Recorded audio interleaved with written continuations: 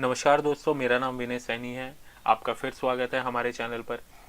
तो दोस्तों, मैं ये एक पूरी सीरीज़ बना रहा हूँ डिस्ट्रीब्यूटर्स के ऊपर कि आप डिस्ट्रीब्यूटर को मार्केट में कैसे ढूंढें, और अगर डिस्ट्रीब्यूटर ना मिले तो मैंने आपको लास्ट वीडियो में बताया था कि आप डायरेक्टली अपना माल मार्केट में डाल सकते हैं। अगर आपके माल में दम है, प्रोडक्ट की क्वालिटी अच्छी है, प्राइस कॉम्पिटिटिव है, पैकिंग अच्छी है और उसकी डिमांड है मार्केट में, तो डिस्ट्रीब्यूटर आपको खुद आएंगे आपके दरवाजे पर और आपको अप्रोच करेंगे। इसके बाद इस वीडियो में हम डिस्कस करेंगे कि कैसे किन बातों का आपको ध्यान रखना है जब भी आप डिस्ट्रीब्यूटर को अपॉइंट कर रहे हैं। इसके बाद आगे की जो वीडियोस रहेंगी वो होंगी कि डिस्ट्रीब्यूटर जैसे आपको अगर मान लो क्लोज करना है आपको, तो वो कैसे आप क्लोज कर सकते हैं ताकि कोई क्लैश ना हो, आपकी पेमेंट ना रह जाए उसके पास या उसको भी कोई नुकसान ना हो। हम डिस्ट्रीब्यूटर के अगेंस्ट बिल्कुल नहीं है। और जो उसके साथ बिजनेस कैसे ग्रो करना है, तो ये सारी वीडियोस मैं हर 2 दिन में अपलोड करूंगा और आपको इसके बारे में जानकारी देता रहूँगा। तो चलिए स्टार्ट करते हैं। तो हमारी जो आज की वीडियो है वो है डिस्ट्रीब्यूटर बनाने से पहले किन बातों का ध्यान रखना है। लास्ट वीडियो में हमने फिनिश किया था कि हमने एक लिस्ट बना ली है, लिस्ट तो हमने रेडी कर ली है। अब उसके बाद हम उनसे एक एक करके मीटिंग करना चालू करेंगे। अब मीटिंग करना चालू करेंगे तो उनमें से एक शॉर्ट लिस्ट करेंगे और डिस्ट्रीब्यूटर को अपॉइंट करेंगे। तो कौन सी बातें हमें ध्यान रखनी है, तो उससे पहले मैं आपको कहूँगा प्लीज़ वीडियो को लाइक कीजिए और हमारे चैनल को सब्सक्राइब ज़रूर कीजिए। तो सबसे पहला पॉइंट ये होता है कि जब भी आप कोई यूनिट लगाते हो, आप कोई भी बिजनेस स्टार्ट करते हो, तो जल्दी मत कीजिए। आपके पास रिसोर्सेज हैं या नहीं है, डिस्ट्रीब्यूटर बनाने की कभी जल्दी मत कीजिए कि आपने कोई छोटा डिस्ट्रीब्यूटर बना दिया। छोटे बड़े की बात नहीं है, मतलब कोई ऐसा नया डिस्ट्रीब्यूटर बना दिया जिससे काम करने का पता ही नहीं है। भले ही उसके बाद पैसा आपको कैश में दे दे, बट वो काम नहीं कर पाएगा, फिर 2 महीने बाद बंद कर देगा और खुद बोलेगा आपको डिमांड नहीं है आपके प्रोडक्ट की। तो एक ऐसा डिस्ट्रीब्यूटर होना चाहिए जो एक्सपीरियंस्ड हो। तो आप उसमें जल्दी ना कीजिए, पूरा टाइम लीजिए और एक क्राइटेरिया जो मैं आपको बताऊंगा, अगर वो सारे क्राइटेरिया फुलफिल करता है तो ही आप डिस्ट्रीब्यूटर बना लीजिए। तो लेट लॉस खाने से अच्छा है कि लेट हो जाए, वो ठीक है।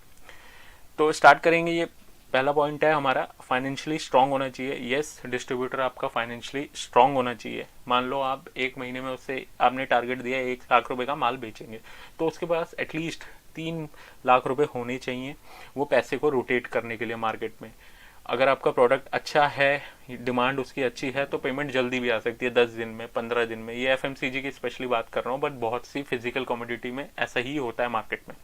10 दिन में आ गया या कैश दे दिया किसी ने, महीना में हो गया मैक्स, थोड़ी डिमांड कम है तो 2 महीने में, 3 महीने में। तो उसको उस पैसे को घुमाने के लिए एटलीस्ट 3 महीने का टाइम उसके पास हो, तो 3 महीने में वो आपको हर महीने 1-1 लाख रुपए की सेल दे सके। क्योंकि आप भी अपनी फैक्ट्री तो बंद करेंगे नहीं, आपको भी एम्प्लॉयज़ के खर्चे निकालने हैं, फैक्ट्री का रेंट देना है और अपना भी प्रॉफिट निकालना है। तो आप भी एक टारगेट लेके चलेंगे कि मेरा ये डिस्ट्रीब्यूटर हर महीने 1 लाख रुपए का माल बेचे। तो वो लेगा कैसे, बेचेगा कैसे, जब तक उसका पुराना पैसा नहीं आएगा। अब पुराना पैसा लेट भी हो सकता है, तो अगर लेट होगा तो उस सिचुएशन में उसके पास ऑलरेडी कैपिटल होना चाहिए। तो इसलिए ये बहुत ज़रूरी है कि वो फाइनेंशियली स्ट्रांग हो। दूसरा पॉइंट है पब्लिक रिलेशन। देखिए, ये बहुत इंपॉर्टेंट पॉइंट है किसी भी बिजनेस में। ये सिर्फ एफएमसीजी की बात नहीं है या फिर ये इस इंडस्ट्री की बात नहीं है कि पब्लिक रिलेशन हर जगह मैटर करता है। आप कहीं पार्क में भी घूमने जाते हो तो सुबह, तो वहाँ भी अगर आप लोगों से बातचीत करते हो तो आपको कल को कोई वहाँ दिक्कत हो जाती है, आप गिर जाते हो, तो लोग 10 लोग आपको उठाने वाले, सहारा देने वाले आ जाएंगे। तो पब्लिक रिलेशन बहुत ज़रूरी है। रिटेलर के साथ उसका एक अच्छा रिलेशन होना चाहिए।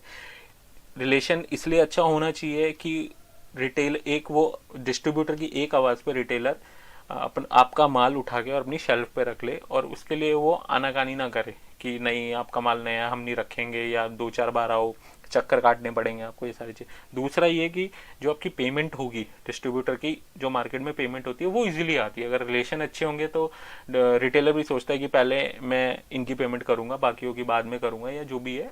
एक रिलेशन पे एक अच्छा बिजनेस होता है, अच्छा बिजनेस ग्रो करता है। तीसरा पॉइंट यह है कि आपको ये ध्यान रखना है डिस्ट्रीब्यूटर बनाते वक्त कि वो आपके किसी कॉम्पिटिटर का माल ना बेच रहा हो। ये बहुत ज़रूरी है, बहुत ज़रूरी पॉइंट है ये। क्योंकि क्या होता है कि आपके कॉम्पिटिटर का माल वो बेच रहा होगा मान लो, और आपने भी अपना उसको माल दे दिया, तो वो क्या करेगा, आपसे फिर मार्जिन नेगोशिएट करेगा। वो मुझे इतना दे रहा है, आप इतना दे रहे हो, तो आप उसको थोड़ा बढ़ा के दोगे। फिर वो क्या करेगा, दूसरी नेक्स्ट टाइम वो क्या करेगा, वो उससे नेगोशिएट करेगा, जो आपका कॉम्पिटिटर है उससे नेगोशिएट करेगा कि उन्होंने मुझे इतना दिया, आप भी मुझे इतना दो। तो वो आप दोनों के साथ खेलेगा, और दोनों के साथ जब वो खेलने लगेगा तो वो किसी को भी वो वाली सेल नहीं मिलेगी जितनी आपने फोरकास्ट की होगी, आपकी ग्रोथ वहीं की वहीं रह जाएगी। तो इसीलिए मेक श्योर कि वो आपके कॉम्पिटिटर का माल ना बेच रहा हो। चौथा पॉइंट है हमारा कि वो और कितने प्रोडक्ट उसने अपने उसके पोर्टफोलियो में है, कितना और कौन से ब्रांड वो बेचता है, कौन कौन सी आइटम है वो बेचता है, ये बहुत ज़रूरी है। इससे आपको पता चलेगा कि वो फाइनेंशियली कितना स्ट्रांग है, उसका मार्केट में उसका होल्ड क्या है, उसका एरिया क्या है, और वो कितना सीरियस है काम को लेके। तो ये सारी चीज़ें आपको पता चलेगी। अगर जितना बड़ा पोर्टफोलियो होगा तो उतना बड़ा डिस्ट्रीब्यूटर होगा और वो उतना सीरियस होगा काम को लेके। नेक्स्ट पॉइंट है कि वो कितना बड़ा एरिया कवर करता है। अब एरिया बहुत ज़रूरी है कि उसकी टेरिटरी क्या है, उसका बीट प्लान क्या है, मंडे ट्यूसडे वेडनेसडे ये कौन कौन से दिन वो कौन कौन सी मार्केट करता है। इससे आपको हेल्प मिलेगी कि उसका एरिया जानने में। अब जब आपने उसका एरिया जान लिया तो उसके बाद आपको पता चल जाएगा इतने रेडियस में मुझे कोई और डिस्ट्रीब्यूटर नहीं बनाना है, इसके बाहर निकल के मुझे दूसरा डिस्ट्रीब्यूटर बनाना है, ताकि कोई क्लैश ना हो। तो आपको भी एक अंदाज़ा लगेगा कि मेरी सेल यहाँ इस मार्केट में कितनी जा सकती है, आप उस सेल को भी फोरकास्ट कर पाएंगे। नेक्स्ट पॉइंट है इंफ्रास्ट्रक्चर। इंफ्रास्ट्रक्चर ज़रूरी है मैं बोलूँगा, क्योंकि ऑफिस होना भी इतना ज़रूरी नहीं बोलूँगा, बट गोडाउन होना ज़रूरी है। मान लो आपने माल भेज दिया उसको, बट उसके पास रखने की ही जगह नहीं है, तो वो आपके माल का नुकसान करेगा। इधर उधर रखा है, चूहे खा जाएंगे, अगर कुछ ऐसी आइटम होगी जो चूहे खा जाए तो आपको ही नुकसान होगा, बाद में वो आपको ही क्लेम चिपका देगा। तो गोडाउन होना, ऑफिस होना भी बहुत ज़रूरी है। नेक्स्ट पॉइंट है कि जो उसके पास दूसरे सप्लायर हैं, दूसरी कंपनियों का जो वो माल बेच रहे हैं, उन सप्लायर से आप ज़रूर पूछें। ऑब्वियस सी बात है कि उनके सामने बैठ के तो आप पूछेंगे नहीं। तो जब भी आप उसके ऑफिस से बाहर निकले तो आप देखिए दूसरी कंपनी का एम्प्लॉय आ रहा है या जा रहा है, या कोई और कंपनी वाले उसके पास आ रहे हैं, तो उनसे पूछिए कि इसकी पेमेंट टर्म्स क्या है, और वो बहुत ज़रूरी है। अगर हम लोग क्या करते हैं, हम लोग डिस्ट्रीब्यूटर बना देते हैं, बट उसकी पेमेंट टर्म्स इतनी ख़राब होती है कि वो आपको लटकाएगा, आपके चेक बाउंस करवा देगा, आपको गोलीबाजी करेगा कि आज दे रहा हूँ, कल दे रहा हूँ, परसों दे रहा हूँ। तो इन सब चीज़ों से बचने के लिए आप दूसरे लोगों से पूछे, दूसरे सप्लायर से पूछे, एम्प्लॉयज से पूछे, और वो आपको एक सही चीज़ ही बताएंगे, सही चीज़ ही गाइड करेंगे कि इसकी पेमेंट टर्म्स ऐसी है। तो अगर पेमेंट टर्म्स अच्छी है तो no doubt go for it, उसको बनाइए। अब ये जो पॉइंट है ये लास्ट है, बट इसको मैं लीस्ट बिल्कुल नहीं बोलूँगा। सबसे पहली चीज़ तो आप जब जब भी अपना काम कर रहे हैं, आप भी कोई भी प्रोडक्ट बना रहे हैं, तो आपका मार्केट में होना बहुत ज़रूरी है।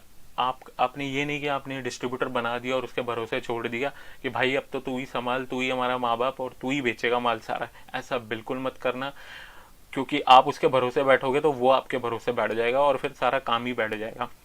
तो हमेशा मार्केट में घूमिए, अपना कॉम्पिटिटर देखिए, फीडबैक देखिए अपने प्रोडक्ट का, और सबसे बड़ी चीज़ रिटेलर से जाके पूछिए कि ये डिस्ट्रीब्यूटर जो भी आपने शॉर्ट लिस्ट किया, ये डिस्ट्रीब्यूटर कैसा है, उसकी सीरियसनेस जानिए।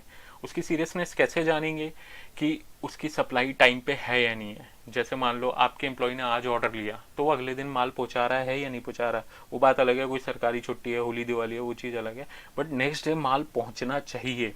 और दूसरा ये कि वो कितना फ्रीक्वेंट मार्केट में विजिट करते हैं, उसके अलावा भी वो कभी जाता है मार्केट में, कंपटीशन देखता है कि मार्केट में और कौन कौन से प्रोडक्ट हैं जो हमारे कॉम्पिटिटर हैं, और उनके बारे में जानने की कोशिश करता है ताकि वो आपको फीडबैक दे सके। और मैंने कई बार देखा है मार्केट में कि डिस्ट्रीब्यूटर जो होते हैं वो इतने केयरलेस होते हैं कि वो अपनी पेमेंट तक लेने नहीं जाते, अपने चेक नहीं लेने जाते, जब तक कि उन्हें जब नेक्स्ट परचेजिंग ना करनी हो कंपनी से, वो अपने चेक ही उठाने नहीं चाहते। तो इनसे क्या होता है, वो आपकी भी पेमेंट लेट करते हैं, मतलब उनका काम में ध्यान ही नहीं होता। और सबसे बड़ी जो चीज़ ये है कि डिस्ट्रीब्यूटर ऐसा बनाइए जो आपको एज अ को वर्कर काम करे, जो आपके साथ मार्केट में घूमे, जो सीरियस हो, ताकि इससे क्या होगा, वो खुद तो ग्रो करेगा और आपका बिजनेस भी ग्रो करेगा, आपकी सेल भी इंक्रीज करेगी, तो दोनों लोग साथ में ग्रो करेंगे। तो सीरियसनेस बहुत ज़रूरी है डिस्ट्रीब्यूटर की। Thank you so much. ये मेरा पूरा एनालिसिस था आज की वीडियो का। प्लीज़ प्लीज़ प्लीज़ लाइक कीजिए, सब्सक्राइब कीजिए हमारे चैनल को, आगे भी मैं वीडियो बनाता रहूँगा। और थैंक यू।